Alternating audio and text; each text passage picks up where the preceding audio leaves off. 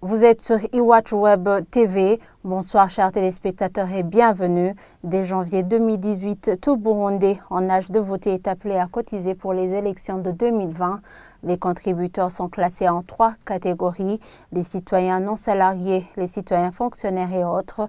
Une annonce faite par le ministre de l'Intérieur au cours d'une conférence de presse ce lundi 11 décembre, après la signature d'une ordonnance conjointe avec le ministre des Finances.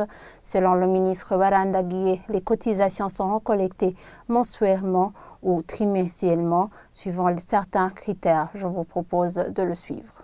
Le cadre légal est là, est assez clair, et ce cadre indique que ce programme concerne tous les Burundais sans exception. L'ordonnance prévoit les plafonds en termes de cotisation.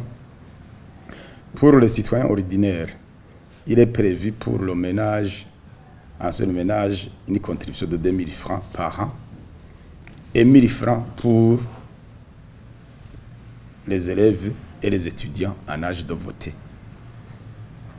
Et bien entendu, et c'est très important ici, il est bien dit que cette contribution doit être acquittée d'une manière volontariste. D'une manière volontariste, ça veut dire que elle ne doit pas être confondue à un effort de guerre, encore moins un impôt de capitation. Pour ce qui concerne les fonctionnaires d'un salaire qui ne dépasse pas 50 000 francs vont contribuer 500 francs par mois.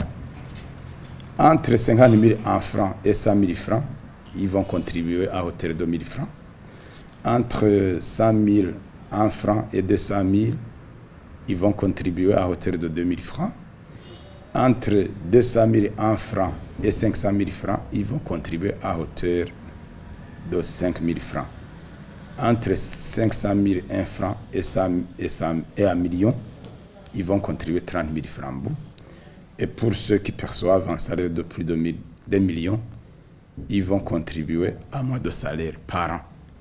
Pour le ministre Pascal Barandagie, la contribution n'est pas obligatoire, mais il souligne en même temps que les fonctionnaires qui ne la donneront pas devront rédiger une lettre en s'adressant au ministre de l'Intérieur pour se justifier, car ils seront considérés comme des cas marginaux. Je vous propose encore une fois de le suivre.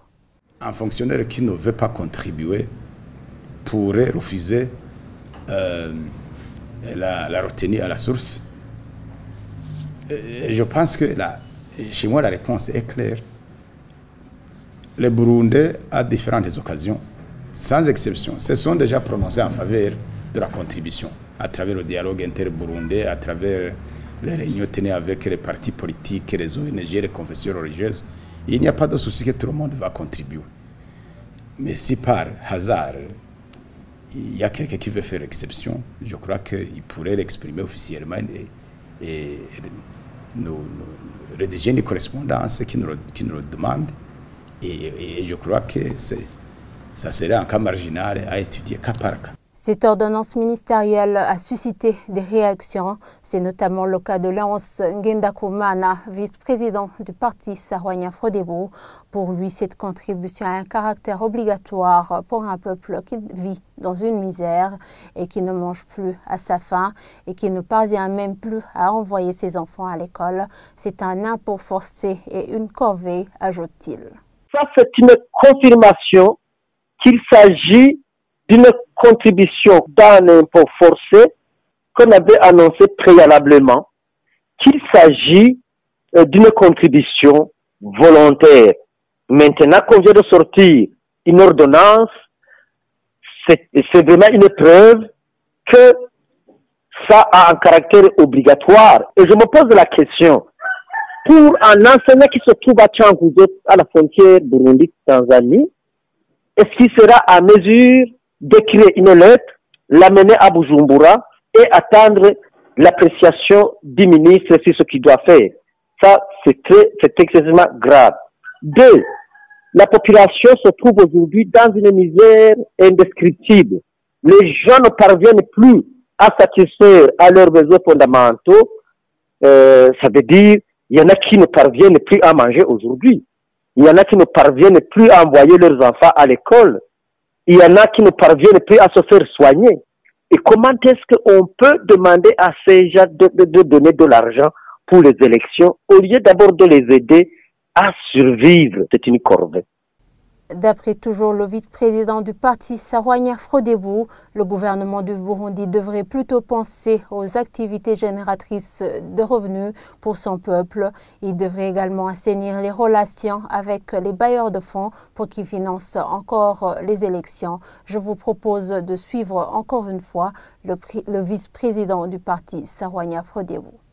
Améliorer l'environnement politique, sécurité socio-économique dans le pays, pour qu'effectivement les citoyens puissent vaquer à des activités génératrices de revenus et ainsi pouvoir donner une contribution à n'importe quelle action, quelle activité de développement.